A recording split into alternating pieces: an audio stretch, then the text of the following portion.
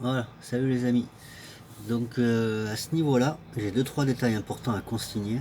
C'est pour ça que j'ai décidé de faire une petite étape vidéo. Donc voilà, à ce niveau-là, on a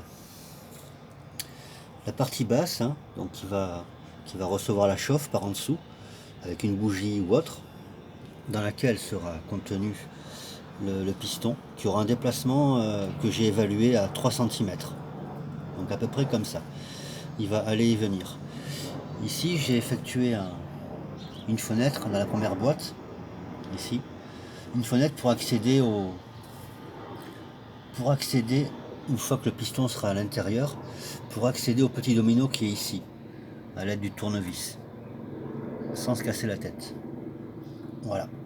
Petit domino pour relier cette partie-là au futur vilebrequin, qui va se situer à peu près ici. Alors là, j'ai envoyé une deuxième boîte, hein, par-dessus, bien collée, bien fixée, parce que ici la distance ne permet pas de fixer un vilebrequin à l'intérieur. J'ai une distance trop courte ici, en hauteur. Donc j'ai rajouté de la hauteur avec la boîte. Bon, d'après mes calculs, la boîte est beaucoup trop grande. C'est pour ça que pour l'instant, j'ai tracé un trait noir ici. Je pense que je vais la découper à ce niveau-là. Mais c'est pas ça le plus important. Le plus important, c'est que le souci dans ce genre de modèle, je vais vous expliquer. C'est facile à comprendre. Au bout d'un moment, de toute façon, il va falloir insérer ce que j'appelle le vilebrequin ici. Donc c'est un vilebrequin classique. On va dire, voilà, avec les deux parties décalées à 90 degrés. Voilà. Un vilebrequin classique pour ce moteur de Stirling. Mais le souci de bien des concepteurs, on va dire, moi je l'ai eu plusieurs fois, c'est que, bon, il va falloir percer deux trous, un de chaque côté, pour faire pénétrer le vilebrequin, afin qu'il tourne dans la boîte. Le souci, c'est qu'une fois que vous avez percé vos deux trous, vous êtes bien avancé.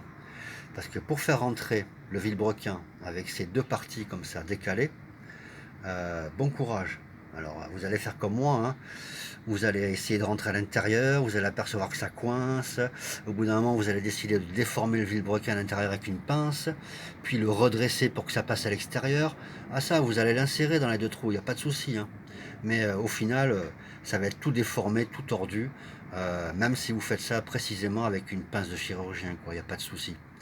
Donc moi, ma solution, personnellement, solution qui permet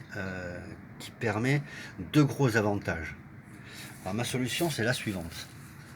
Dans un premier temps, je vais couper la boîte à ce niveau-là.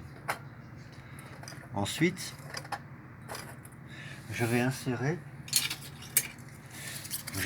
de chaque côté cette réglette coupée en deux, ici. Alors un peu d'imagination, hein. Je vais l'insérer bien calé sur la boîte, comme ça j'aurai la cote bien précise en hauteur de chaque côté,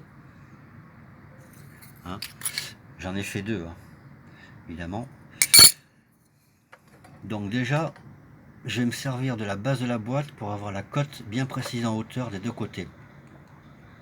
Ensuite, c'est pas fini. Le détail important, c'est que dans ce genre de conception, les gens en général, ils se contentent de fixer ou de coller les deux supports de vilebrequin de façon permanente. Moi, c'est pas ce que je vais faire.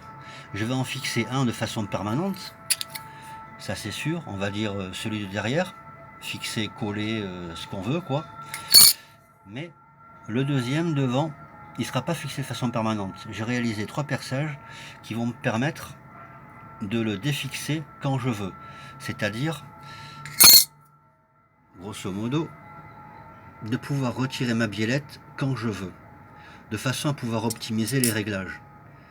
Parce que moi, bon, j'ai décidé de façon arbitraire, de façon empirique, on va dire, j'ai décidé de faire un petit 1 cm 5 ici, et donc sur l'autre, un 90 degrés. Sur l'autre, j'ai décidé d'envoyer un petit 9 mm de décalage. 9 mm pour celui-là, 1 cm 5 pour celui-là. Alors bon, si vous avez des codes précis à me fournir, à m'indiquer ou à me conseiller, n'hésitez pas, hein, voilà. Moi j'ai tablé sur 1,5 cm pour ce côté-là et 9 mm pour l'autre. Voilà. J'ai fait un compromis des différents modèles que j'ai pu observer sur internet. Donc voilà, ça permettra de pouvoir déjà et d'une bien placer la biellette facilement, une fois qu'elle est faite, hein, c'est pas compliqué, hein. J'insère un support, j'insère le deuxième et je monte tout ça sur mon bins et j'ai aucun problème de déformation, ce qui me permettra de concevoir une biellette. Bon là c'est un gabarit de biellette, hein. Elle sera plus épaisse et plus rigide, mais ça va me permettre de concevoir une biellette qui ne sera pas déformée à l'insertion. La biellette elle sera, et je m'y attacherai personnellement, elle sera géométriquement parfaite, quoi. Voilà. Moi je table sur un modèle qui va tourner très vite, donc aucune déformation et aucune vibration n'est permise ni autorisée. C'est pour ça que bon, là, autre chose. À ce niveau-là, donc c'est pas encore fixé ça. À ce niveau-là, je vous rappelle que j'ai les deux durites ici, je sais pas si on voit les deux trous, les deux durites qui traversent la boîte. Voilà. Deux durites qui traversent la boîte ici et qui se retrouvent dans ce coude. Ici, à l'intérieur, je sais pas si on voit. Bon, le coude en PVC, c'est une très bonne idée ici. Ça permet une super rigidité. Parce que bon, je me suis aperçu que finalement, la tige qui va et vient à ce niveau-là, elle répercute l'effort sur la petite cuve qu'il y a ici. Donc si votre système il n'est pas rigide, la cuve elle va se mettre à bouger de haut en bas et plus votre cuve bouge et plus vous avez un mouvement parasite qui va consommer de l'énergie et qui va nuire au rendement de la machine dans sa totalité. Mais c'est pas ça. Moi je me suis aperçu, et ça je m'en servirai pour mon prochain modèle, j'aurais dû me servir de ce coude uniquement pour la fixation rigide de la cuve, pas pour transmettre le flux pneumatique. Je m'explique. J'aurais dû, vous voyez les deux durites noires qui est au fond, j'aurais dû prolonger mes deux durites noires.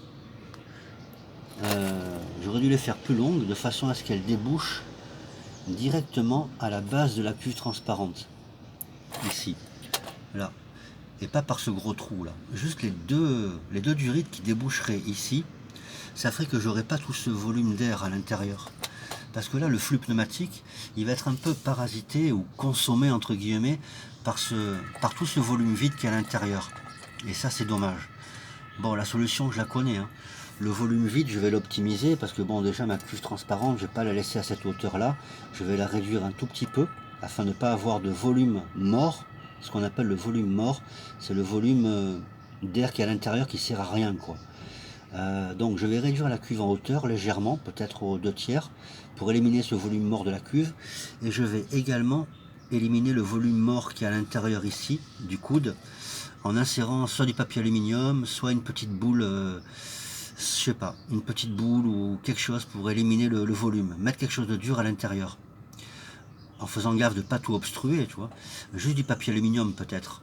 Mais en faisant gaffe que bon, le flux puisse circuler quand même. Juste réduire le volume mort qui est à l'intérieur du PVC et réduire le volume mort qui est à l'intérieur de cette cuve là. Ça c'est vachement important. Voilà. Donc à ce niveau là, il me reste à découper la seconde boîte en haut à ce niveau là afin de pouvoir voilà, à ce niveau là c'est assez bien calculé. Je vais découper donc à peu près ici et à ce niveau là ça va dépasser au final et je pourrais fixer mon vilebrequin par dessus en perçant un petit trou. Voilà, donc je rappelle bien mes deux axes, mes deux supports de vilebrequin. Je vais en faire un mobile que je pourrais démonter et un fixe derrière. Ça sert à rien de faire les deux mobiles. Voilà. Si on fait un mobile, on peut largement démonter le système et au final optimiser peut-être le vilebrequin s'il faut modifier une dimension ou quoi que ce soit. Voilà. Voilà, c'est tout pour maintenant. Donc prochaine étape,